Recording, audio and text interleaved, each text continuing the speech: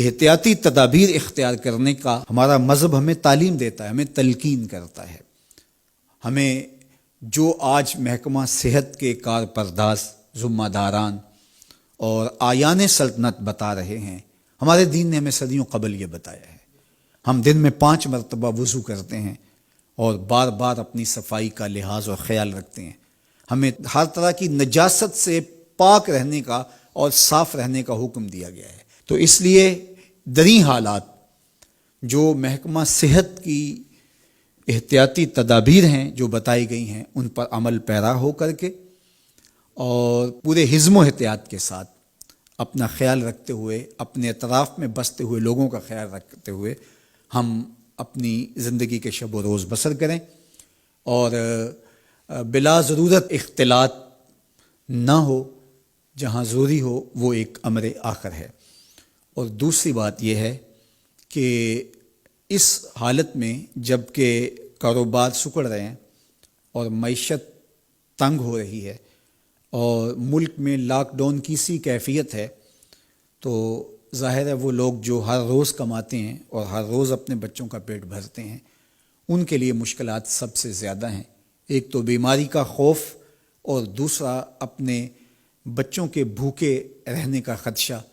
تو میں اور آپ اپنے اطراف میں غور و فکر کریں، دیکھیں جو میرا حلقہ اثر ہے، میری جو استطاعت بھی اپنی دیکھوں اور اپنا حلقہ اثر بھی دیکھوں، اور جہاں تک میں اپنے دائرے میں رہ کے کر سکتا ہوں، جہاں تک آپ کر سکیں، انسانیت کی خدمت کیجئے اور لوگوں کی ڈھارس بندھائیے، لوگوں کو حوصلہ دیجئے، اللہ کی طرف رجوع کیجئے.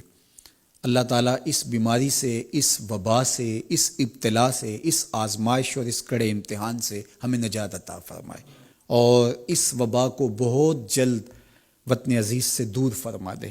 سسکتی انسانیت کی اللہ مدد فرمائے اور اس وقت جو دکھے ہوئے حالات ہیں، اللہ تعالیٰ اپنے کرم سے سکون اور طمانینت پیدا فرمائے اور خیر کی راہوں کا ہمیں مسافر رکھے. کثرت کے ساتھ استغفار کیجیے. حضرت سیدنا عمر رضی اللہ تعالیٰ عنہ فرماتے ہیں کہ آسمان سے کڑکتی ہوئی بجلیاں بھی اتر رہی ہوں، جو استغفار کر رہا ہو اللہ اس کو محفوظ فرمائے گا. حضرت امام شافعی فرماتے ہیں کہ وبا کے لیے میں نے تسبیح سے بہتر کوئی وظیفہ نہیں دیکھا. تو اللہ کی تسبیح بولیے، استغفار پڑھیے اور مختلف معصورہ دعائیں جو مختلف احادیث میں آپ تک مختلف ذرائع سے پہنچ رہی ہیں، تو ان کو آپ ورد زباں کیجیے. کرونا ایک دردناک مرض ہے اس وقت جو وبائی شکل اختیار کر گیا ہے. تو جتنا تذکرہ ہم بیٹھ کے اس کا کرتے ہیں، تو اتنا ہی تسبیح و تحلیل، ذکر، اذکار اور معصورہ دعاؤں میں صرف کریں. قرآن مجید کی تلاوت کریں.